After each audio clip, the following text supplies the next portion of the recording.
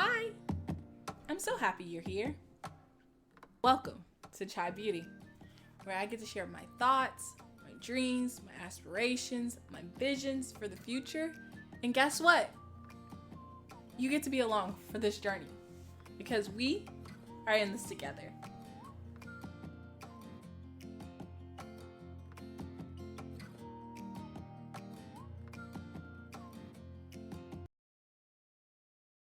So now that we've made it to session 5, this one has been the hardest one for me when it comes to prayer.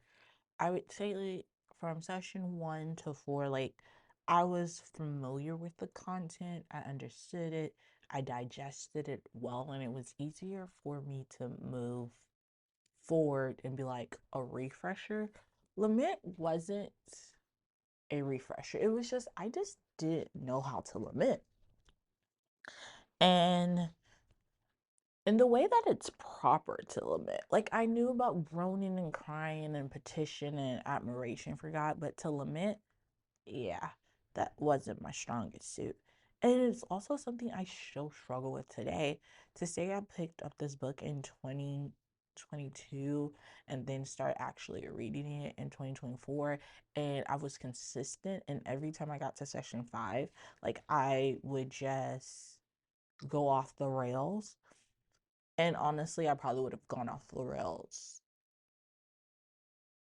today, because it's exactly August 25th, and this session should have been done like 2 or 3 weeks ago.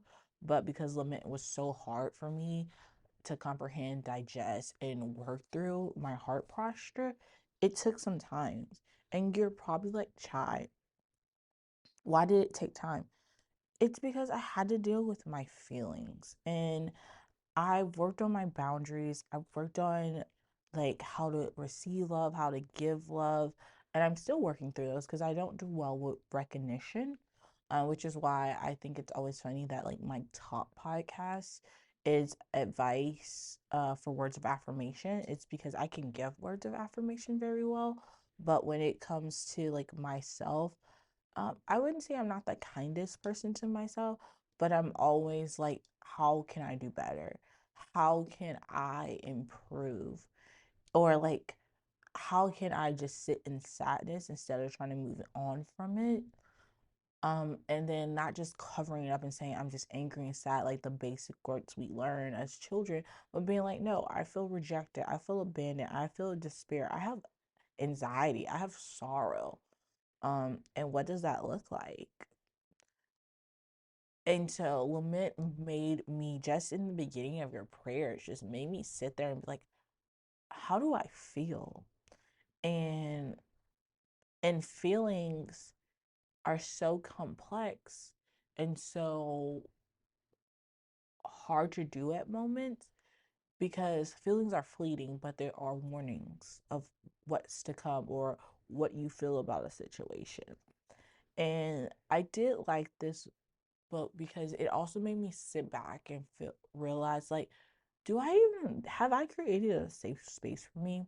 Have I created a place where I completely feel honest about my feelings and I can go there? And I'm not saying go there with a person, like a human being, because all human beings will fail you, right? But are you intentional with your sadness, like where you put it, how you deal with it, how you cope with it? And if I'm being honest, it's a yes and no question for me.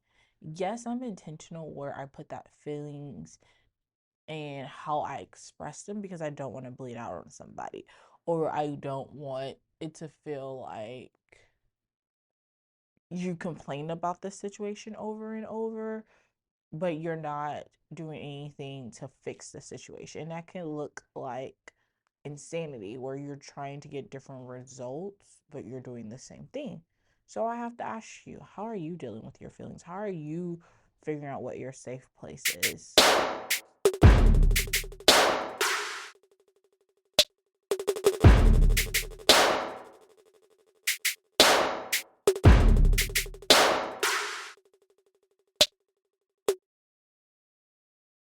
And so when it comes to the no part of my journey, I realized in the season that everyone switched places in my life.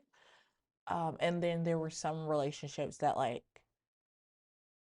I had to say, this is how I feel, but this does not serve me anymore. So what do I need to do to move on? What decisions do I have to make? Um, and some decisions came with like a heart racing like mentality, and I had to be like, God, this is the only opportunity or option I see at the moment. Please help me, keep me calm. And this isn't your will, then let it not go through. Let something else come. And if it is your will, like I know I have your hedge of protection. I know that you're a good God. I know that in my seasons of being able to talk to you and say how good you are and the admiration I have for you, that you're going to lead me on the right path. But we have to go back to my feelings. Like, I'm in sorrow. Like, I have spent more time crying than I ever had. I spend more time in not in anxiety, that was probably like 2 seasons ago, but I'm aware of those anxieties and how do I respond in a slow manner, but a respectful and a wise one, because the anxiety, the depression, the despair isn't for someone else to carry. That's my own burden, and it shouldn't, people shouldn't be able to give a moment of their time that when they say something to me, I'm so reactive, they have to judge my reactions and they have to decide yes or no if they're going to share something. I say that in a sense of, yes, you should know who you're talking to, but at the same time, you should also understand like your different players on your team. And so I would say like God has always been my coach, right, on my team. Like he's always been there. He's always been guiding me. I knew of him. But in this season, he was like, you know what? I'm gonna get off the sidelines, and I want to be your quarterback. Like I'm gonna like kick this ball for you. Like I'm gonna like I got you, and that was different because it makes every other relationship that you've had, like your person, right? Your best friend, your close friends, like they kind of dip. Like your heart isn't like, ooh, like cut them off type of relationship. It's just like it doesn't serve you in this season, so you have to get closer to God. And me getting closer to God is really uh interesting because like while I'm in sorrow, he's continued to tell me have peace, have that understanding that like it does get better, but like potentially we're gonna be in this season for a while. And just like with everyone else, Job, Isaiah, Peter, we're like, so how long is this season? And he's like, just relax, relax. And he's like, I see you, I hear you, I'm collecting your tears. And you're like, okay, that's cool. And I'm not okay. And so I've been reminded over and over, and I think it's a privilege that like not only does God talk to me, but I'm able to go in different spaces and whatever he told me in like my silent time with him in the back of like my head when I'm talking to him, it's actually showcasing around me. So it's like deja vu. Like he'll say something to me and then either at church or a random person will say it to me again, and so I have the privilege not to only hear him in the back of my head, but see the signs and see people speak into me that don't even know what I'm talking about with Jesus, but they're confirming it. And so that's also why Lament was hard for me because like not only am I talking about my feelings, but I'm also telling him like what I need. And I've been in that season like Hannah that we talked about prior, where honestly I just was crying and groaning. Like there wasn't no words to what I needed. until earlier this week, where it was like I was in a class and they were talking about leadership, and there was like some attributes you could not have. And I realized I have a love for money. Like, baby, I want money. I like to be stable. I like to be healthy. But I also realized like there were some things I lacked. Like I understand like appeal like education wise, like I understand what a profit and loss statement is. I understand assets and losses. I understand dividends. I understand all these things, right? But let's get to the foundation of like what does living below your means look like without compromising your not your integrity, but not compromising like what you like. Because you can live below your means and hate where you live. And I'm the type of person where I love where I live, but in this season I had to be like, okay, this isn't serving me anymore. So like, what does that look like? Does that look like me getting a roommate? Does that look like, because I want to travel, right?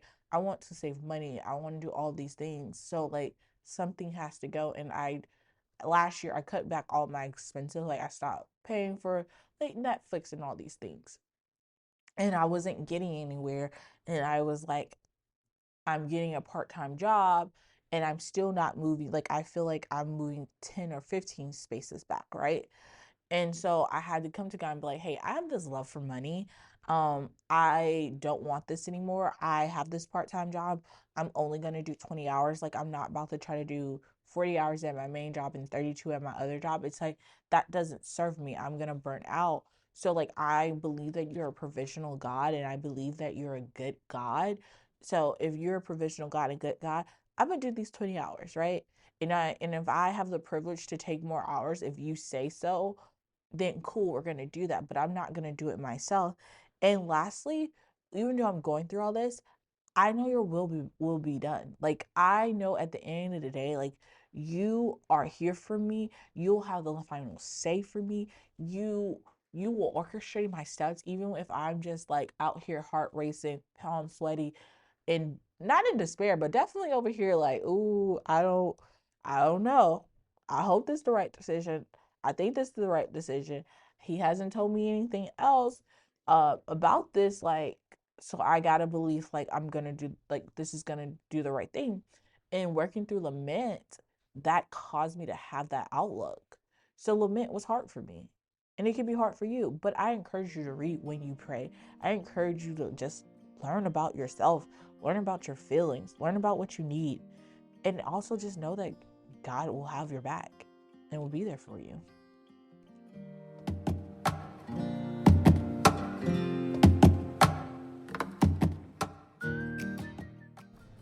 Thank you. Thank you for all the support. I see it and I am growing mighty. And I have some news. I have done a lot of projects since I've been gone. I would like you to visit my website, subscribe to my Spotify, and go to my Patreon account. It's chai_beauty, just like this podcast. So you can get all the latest updates. I can't wait to see you there because we are in this together, my friend. I look forward to seeing you.